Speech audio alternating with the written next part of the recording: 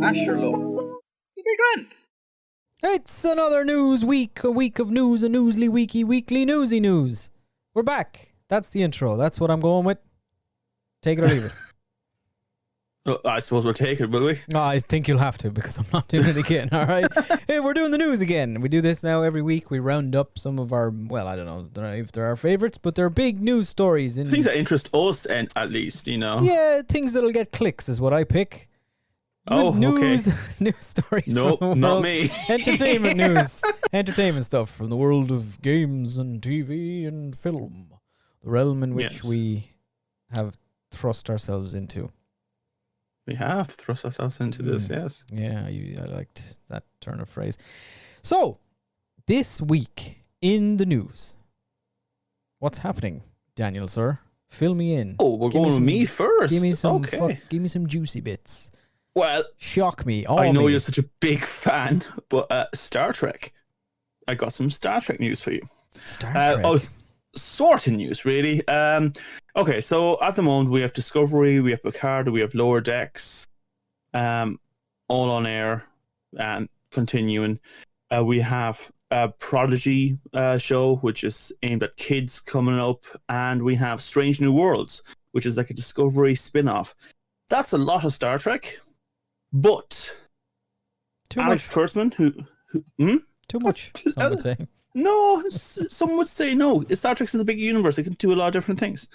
But Alex Kurtzman, who is kind of the head of the vision of where Star Trek is going at the moment, he has hinted in a New York Times profile. I like saying profile when these things make it very, very sophisticated.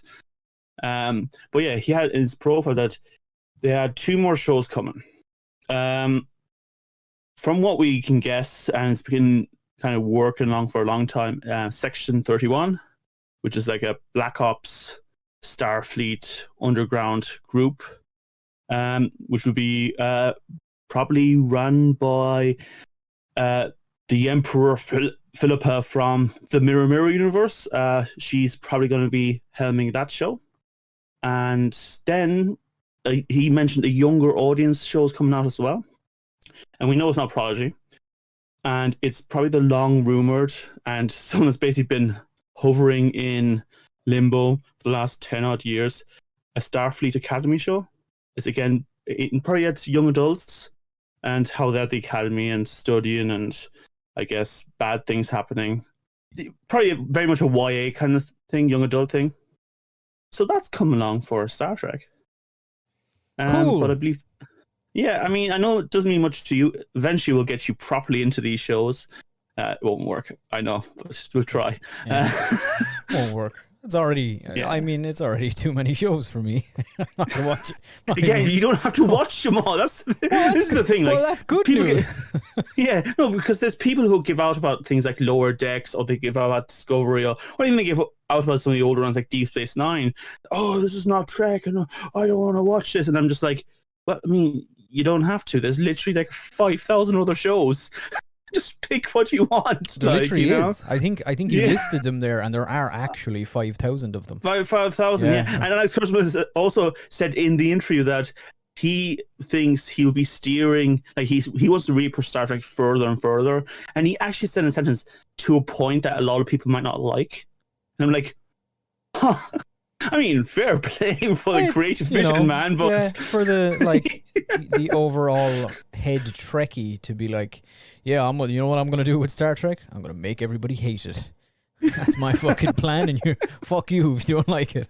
And you're gonna, hate it. Like I said already, yes. I can respect that at the very least. All right, so that's Star Trek this week. Anything else? But there were some other geekies. On my side of things, let me just check anything for film before I jump into something completely different. No, I have nothing else for film left, but I know you have something geeky on your end. I've got a bunch of... Well, okay, I've got... Most of what I have is TV stuff this week, but there's one film thing that, look, it's a big story, so I better throw it out there. I don't have really a lot to say about it, And it's Star Trek again. No, it's more fucking MCU shit, I guess. James Gunn, who, I mean, it's not MCU specifically this time. He has worked in the MCU. He did Guardians of the Galaxy 1 and 2. Also did Scooby-Doo 1 and 2, the superior movies. And he's the Suicide Squad for DC is out this week. And he said on a podcast that, well, okay, so this started 2 years ago. Martin Scorsese said in an interview that he, basically the quote was, he doesn't consider comic book movies or like specifically the MCU movies to be real cinema. They're more like theme park rides that, you know, you just jump on and you have fun for an hour or two and then you go home. There's no real like substance to them or whatever. Ever since, for the last 2 years solid, everybody who makes and works in comic book movies has been fucking losing their minds over this. And James Gunn said 2 years ago that, he said he's saddened that Scorsese is judging films in the same way that people like picketed The Last Temptation of Christ, which is not at all true, not at all what Scorsese was doing, and they're not alike in any way.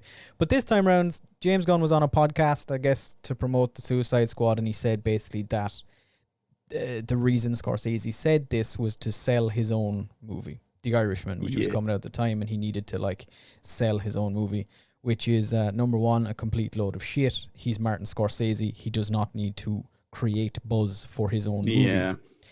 And number two, it's just weird. Now, the story has advanced a little bit because James Gunn has tweeted to clarify his thoughts on this or whatever. And he's just said that, for the record, Martin Scorsese is probably the world's greatest living American filmmaker. I could scratch American and just say the world's greatest living filmmaker, probably. Definitely a very strong argument there. Yeah, up there. I love and study his films and will continue to love and study his films. I disagree with him solely on one point, that films based on comic books are innately not cinema. That's all. Praying emoji. Yeah. If that was the only thing he said before, that would be fair enough. James Gunn. It's just you know, it's a very much of a it doesn't matter story.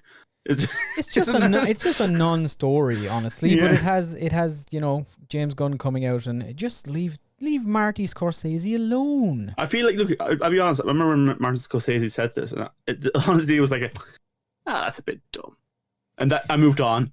That's it. Not even it shouldn't have been a thing at the time. Like, yeah, wow, okay, Martin Scorsese doesn't like comic. He's an old man who doesn't like comic book movies. He's also probably the great one of, at least you can't deny he is one of the greatest filmmakers of all time.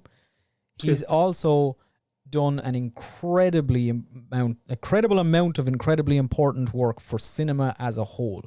The man produces and executive produces and throws money at and curates films and puts out these lists of like just small forgotten films, and he has a whole fucking company set up to like restore films that have been lost to history and stuff.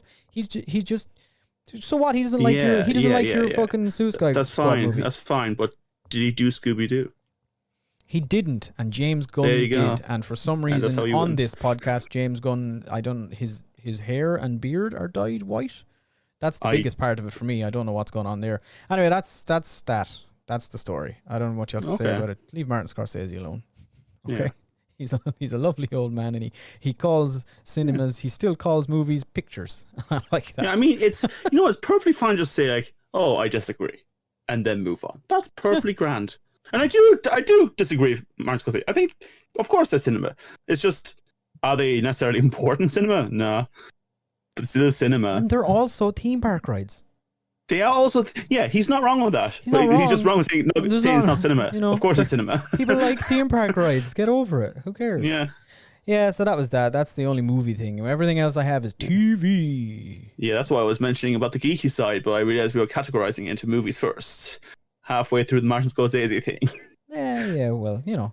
I mean, the rest of it's sort of geeky. I don't know. Well, that's the one very geeky thing. How do you feel about South Park, Dan? Again, not the geeky one, but okay. Do you like South Park? I think I liked it for about 2 months when I was a teenager. Well, get ready for more South Park than you can stuff in your mouth. More South Park, I would say, now coming than there are Star Treks, which is crazy. I've learned because it's 5,000. Can't wait for that crossover. I know. They've surely done that already. South Park's, so the creators of South Park, Matt Stone and Trey Parker, have signed a brand new special deal with Viacom CBS worth $900 million. And this basically means now that South Park has been renewed on Comedy Central to run through to the end of season 30. Which is how far away? I don't know, but they're also doing 14 movies. What season are they on? They're doing 2 every year. Okay. But what season are they on? I don't know, 2, say 7. They're probably on season like 20 or something, maybe. Okay, so they have 10 seasons and 50 movies. 14 original movies, which will be coming to Paramount, which will be coming to Paramount Plus. 2 of them are apparently coming out this year. Again, Star Trek. 2 of them are apparently coming out this year, and then there will be 2 more every year for the next 6 years.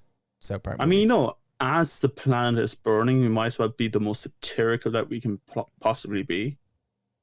You know? 23. It's 2019 was season 23 of South Park, and it hasn't had a new season in the last 2 years because of the pandemic. They've just done random specials. Yeah, that makes sense. Yeah. There you go. So they're coming in. So they got another 7 seasons and 14 movies, and South Park is never going away. No. I mean, I don't hate it. It's a thing that's there. Yeah, I guess it's fun. People like it. I can't watch it for more than like a minute. Yeah. I mean, don't get it. It's not for me. It's very much like, I suppose it can last as long as it can because it's all about modern satire. Like, it keeps up to events almost on the day of these things happening. Like, we've seen that in the past, like Obama's speech and stuff. Like, yeah, well, that's they're like, really close.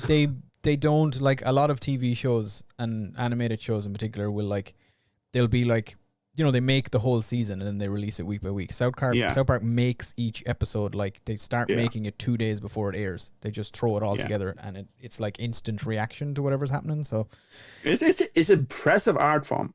It's just not. They do good work. I'm just not a huge fan of it. So that's South Park news. Yeah, very good. South Park. What's next? More TV. We got more TV news, Dan. We're in TV. Are you going to talk about the one I mentioned now twice? I have no idea. How do you feel about Cobra Kai, Dan? I mean, I love Cobra Kai to the very, like, atomic level of my own self, yes. Well, Cobra Kai has finally, as of today, I think, they've released another new teaser, and they've announced a release date for season 4, which is coming to Netflix in this December. It is launching on Netflix. They popped up a little video teaser today. The teaser is because the next season is the All Valley Karate Tournament. Yeah, battle for one of the the soul come back of again as well. The battle for the Terry Silver's coming back. It's going to be awesome. But the battle for the soul. And the 2 of the guys valley. are now 2 guys are working together now as well.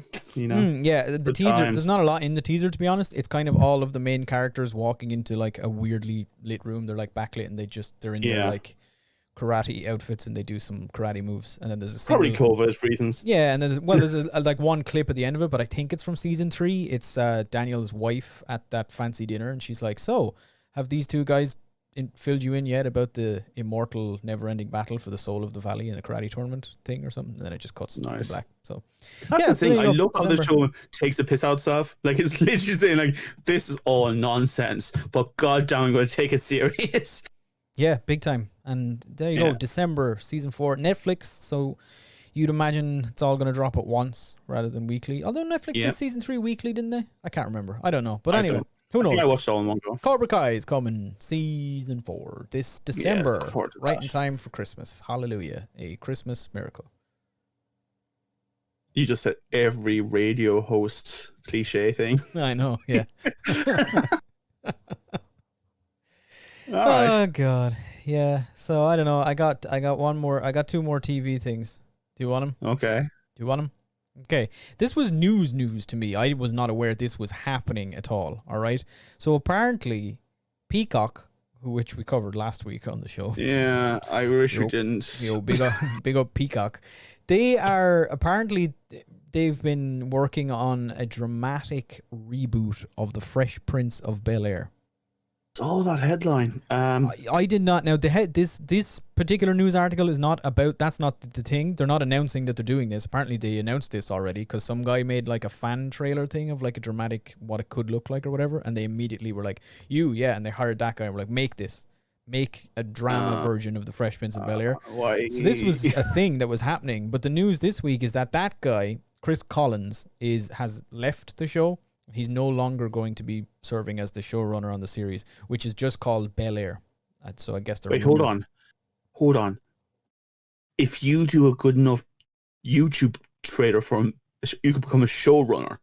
Oh yeah, apparently they just throw money at anything these days. What are we doing? Why aren't we making crappy trailers? We'll get there. Somebody's going to hire us to do something. Maybe. I don't know. Yeah. Okay, anyway, I mean, it sounds terrible, to be honest, but yeah, go. Yeah, it's just called Bel-Air. Apparently, they've removed the Fresh Prince aspect of it, and it's just going to be called Bel-Air. And yeah, it's based on a viral video by Morgan Cooper. Oh, Sorry, right. apparently, no, I mixed them up. Morgan Cooper is still staying on the show as a co-writer, but the guy Chris Collins, who was going to be the showrunner and EP, has left, and they've brought in TJ Brady and Rashid Newson. And those two have previously worked together on shows called The Chi, never heard of it. Animal Kingdom, have heard of it, haven't seen it. Shooter, I know that's based on the movie. And The 100, which is a CW show about apocalypse or some, I don't know, last 100 people left on the planet or something along those lines. I don't know. Yeah, so they've already ordered 2 seasons of it immediately, so I don't know when it's going to be out, but it is... not looking forward to that. I say that, I know this is shocking, but I never really watched The Fresh Prince of Bel-Air either. Really? No, I did. I watched it. I watched it quite regularly. I wasn't the Sky kid. I didn't have Sky at home. Yeah, true. So I only had 4 channels. So Fresh Prince and I think because I missed out on it, now if it's like on Sky, I'm just kind of like, it's all right. It's good. Fine. It was on RTE for a little while. Maybe not RTE. It was on Irish television for a while. I'm pretty sure. Are you sure? Was it on TG Car? Probably terribly translated. Probably was. Yeah, it was on. It was definitely on something. Maybe it was TV3. Like the middle of the day, it used to be on randomly. Anyway, yeah, that's the Fresh Prince of Bel-Air. Do you like that? Do you like the little flair I put on there? They're going to hire me now to do the theme song. I mean, we have to get back to actually recording the news song intro first before we start doing extra bits of music here. News, nightly news, weekly news on a Friday. It's news. Sorry, I pressed the button by accident. One take. I've done it. Thank you very much. Yeah. Yeah, there you go. Yeah. I got one. So there's one story left. This is the big one for this week, I suppose. I don't know. It's big for us, all right? Is it the geeky one? It's about the Lord of the Rings. Yeah. Yeah, there you go. Nice. Yeah, we got there in the end. We eventually got there. Yeah. So we've mentioned it before on the podcast. Amazon and Amazon Prime Video are making a Lord of the Rings TV series, and they released their first little teaser image this week and announced that they've wrapped production essentially on the first season, and it will be airing or debuting on Prime Video in September 2022. Yeah, that made me a bit sad. Yeah, I guess they've just finished filming, so they have to edit the whole thing now and do all that sort of all the other stuff. But like, give us an episode early. Go on. Just give us one. I don't even care if it's finished. Just throw it out there. Just give us some random cuts. The image was cool. And there's a lot of speculation, furore and speculation about the image, because people now think based on 2 things in particular that are in the image, that it's been theorized for a while that the show is going to open because it's set during the Second Age, basically, and it's when a few thousand years before Bilbo. Sauron is making the Rings of Power and all that jazz, but they think now that. It's been theorized before for some reason, not sure where it came from originally, but this kind of image has basically nailed it on for people, that they think the show is going to open in the same way that the Fellowship of the Ring opened, which is kind of an extended prologue giving you like a big long history of previous things in Middle-earth. The first stage and probably like the fall of Numenor and all that kind of stuff. No. I mean, isn't it like partially set? In Yeah, well, Europe or not the fall of something? Numenor, Yeah. the other one. Yeah. Yeah, The rise of the the opposite thing, the opposite to what I just said. Sure, yeah, but no. So they think that. So some people immediately saw this teaser image, which is just some random guy standing in front of a big city or whatever, and they were like, "Oh my god, Yeah. that's Numenor."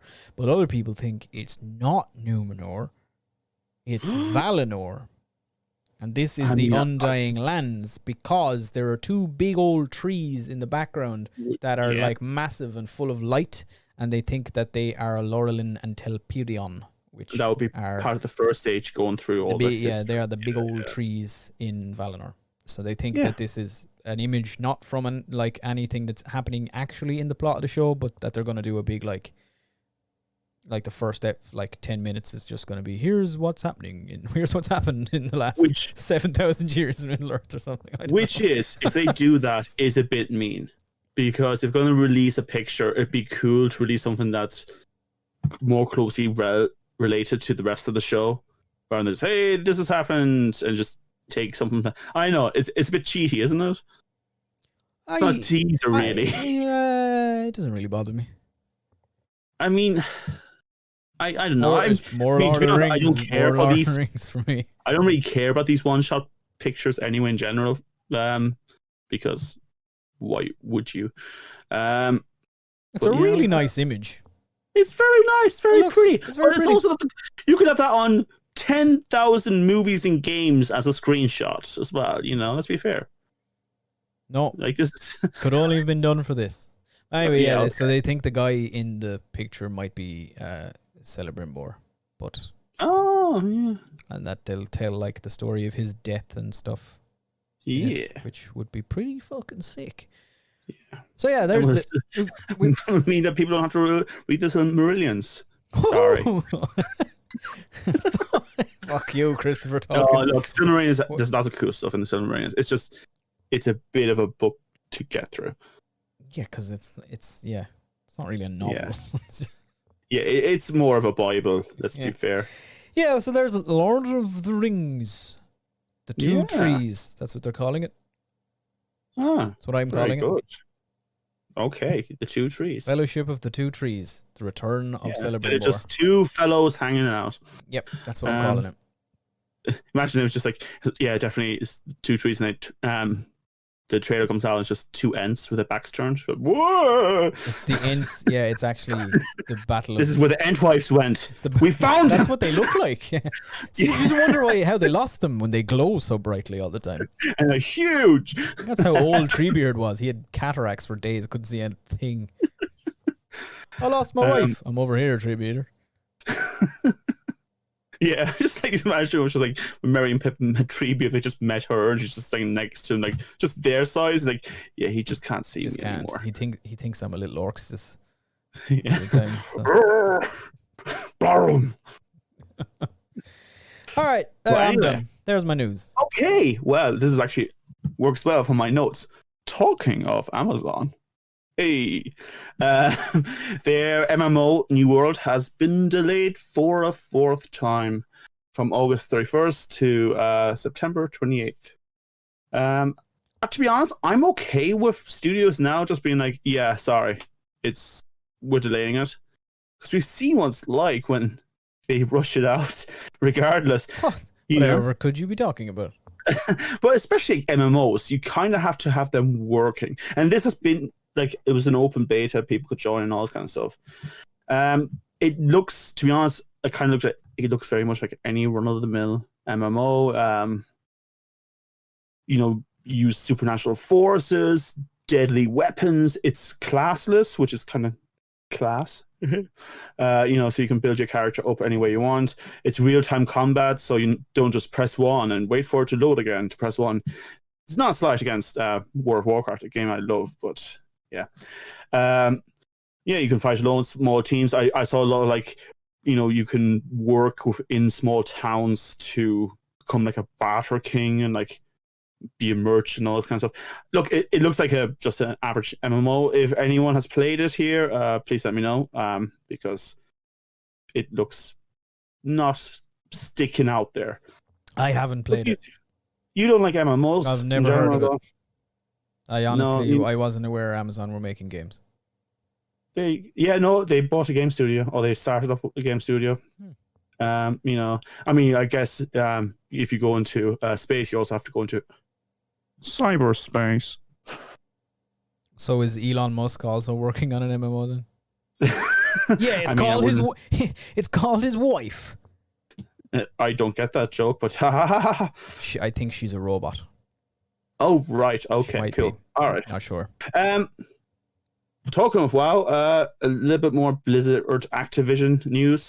President J. Alan Brack has basically been kicked out, along with the company's head of global human resources, Jesse Meshuk. Jesse Meshuk. It's weird. Well, it's not weird that global human resources has been fired, because clearly they probably were the ones who were most in charge of the environment at WoW, and they did a poor job. Yeah. Yeah.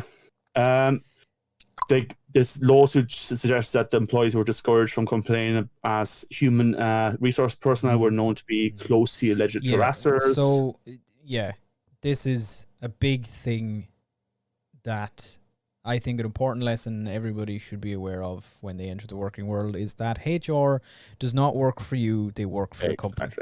Yeah, I was going to actually finish the segment off with that exact line, and you're 100% right. But, stupid stuff has come out, like HR telling them to suck it up, or that they're acting like a brat, or what, like, there was one woman who complained about a fella, harassing her, and HR went, "Oh, he's really sorry and really wants to work at Blizzard, and he says that you're acting really friendly with him." And it's just like, yikes, that's something to say. So Jen O'Neill, who is now co-leads Blizzard, she's new. She says, "When we come together, we make some of the best games in the industry, and we're now seeing that energy applied to our culture, which is equally important. There's a lot of work ahead of us, but the passion and productivity are already there. When our people feel safe and supported, the rest is going to take care of itself." And I genuinely believe that. I think diversity and looking after people in the workplace is the most important thing, especially in creative led industries. And dear God, I hope it works with Blizzard, because Blizzard stuff hasn't been churning out the best in a while. And obviously it's because I also want the people who work there to not feel harassed every moment because some douche has a fucking agenda on himself, Yeah, man. I hope this means Blizzard makes good games again. I mean, it'd be a nice side thing, wouldn't it? Have they ever made a good game? I mean, yes, quite a few. Zing, zing, pew. Yeah, it's not Shots a zing if you fired. just question it. Shots fired at Blizzard by Small Irish Podcast. That's on the news story next week. Yeah. Another little bit of news. Oh, damn it. You like Elder Scrolls, don't you? The franchise? Sure. Yes. Yeah. Yeah. Which ones have you played? I have played Skyrim, which I love. I've played that 100 million times. I've played Oblivion a little bit. I played Elder Scrolls Online a little bit. Very good. And that's it. That's it. Yeah, I'm guessing you're looking. I maybe played Morrowind briefly once, but not really anything. Yeah, you either play Morrowind briefly or for the rest of your life. That's a fairly normal estimation of how that goes. Yeah, sure. Yeah. But you probably would have you heard of Daggerfall in Arena? I've heard of Daggerfall. Yeah, Daggerfall is the second Elder Scroll game ever, and Arena is the first one, right?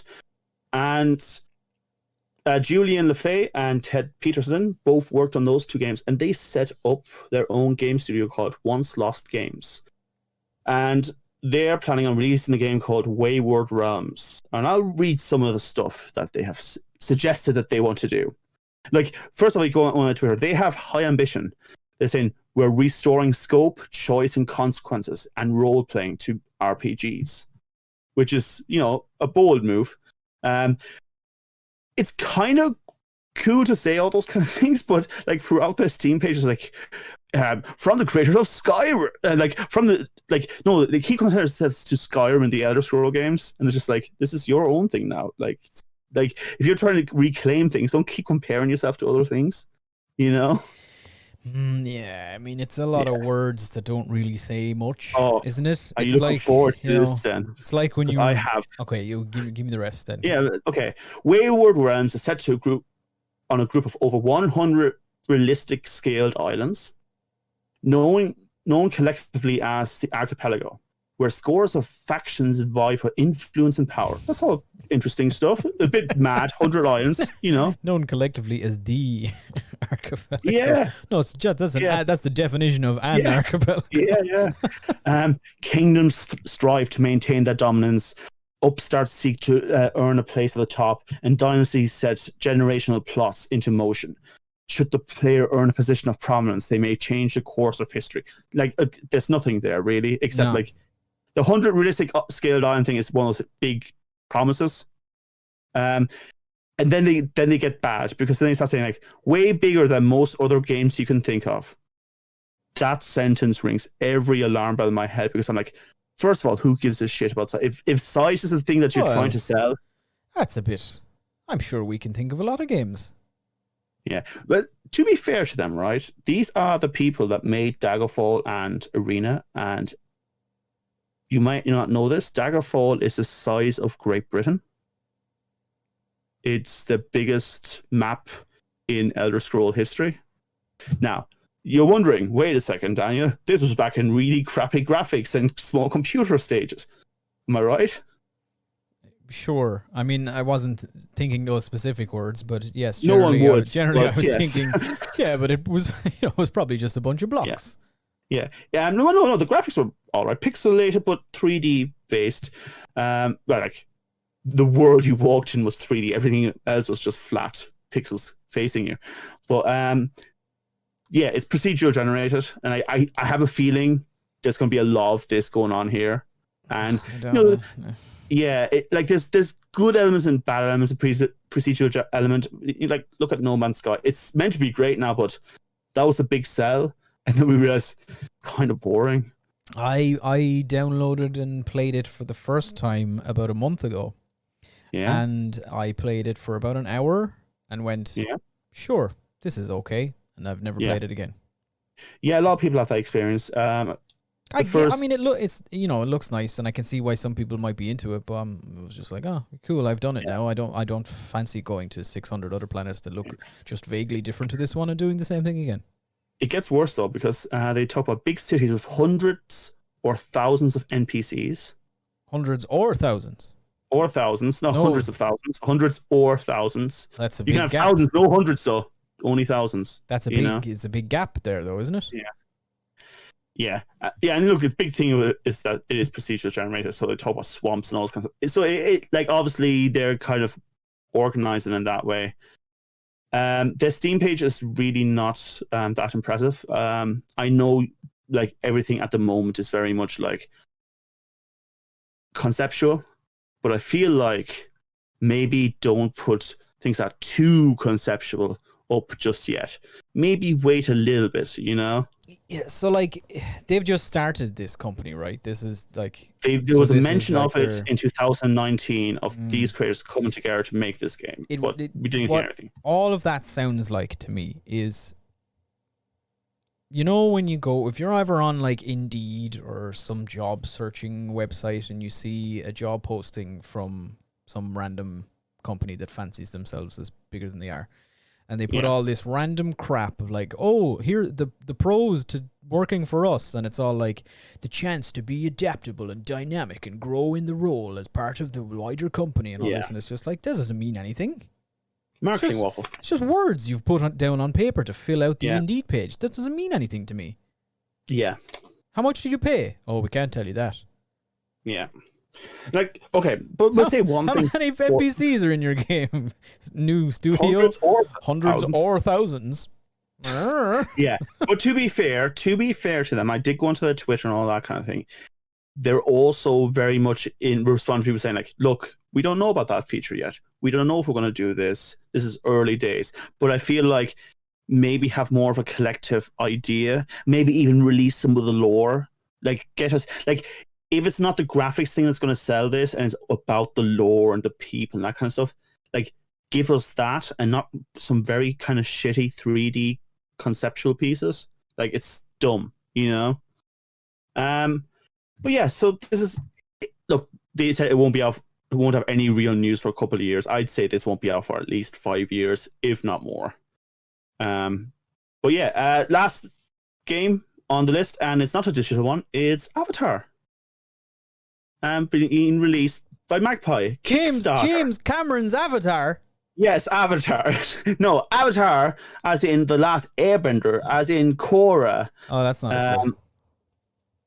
Do you want to apologize right now? To who? To Iroh. Oh. Sorry. Go on. I'm sorry, Iroh. Yeah, there you go. But sorry that James Cameron made a better Avatar. Woo! He'd be very disappointed, but he'll look forward to the day where you realize who you are and come back to your... Yeah, he'll forgive me. Don't worry about it. Well, anyway, yeah, Avatar, tabletop game. It's been released on Kickstarter about 2 days ago. They're raising money. It's going to be an official one. It's based on the Powered by the Apocalypse framework. So if you play games like Masks, this is that kind of build. They asked for 42,245 initially. As of me checking last, there are 2,067,000. But they have spent 1.8 million of that on Facebook ads. They definitely did. I have not been able to go on Facebook or Instagram in the past 6 months, I think, without getting a brand new tabletop game set in the world of Avatar. It's just everywhere. I can't get away from it. Everywhere. Did you get the quick start guide yet? You can get for free. What? It's just a quick start breakdown of the game. No, I haven't. I honestly, I never clicked on it because I thought it was like nothing.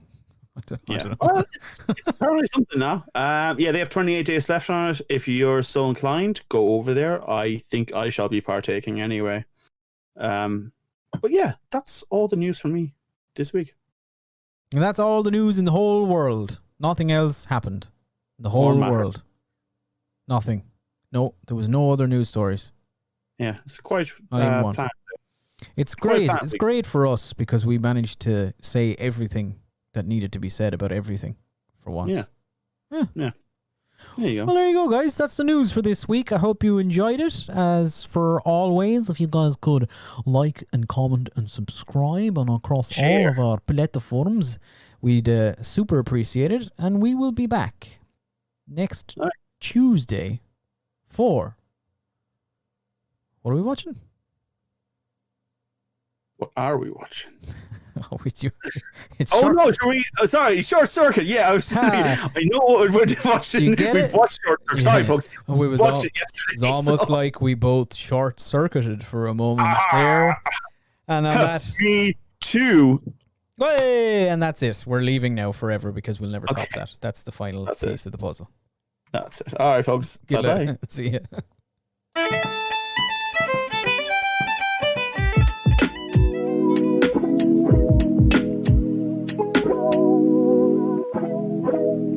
Asherlo.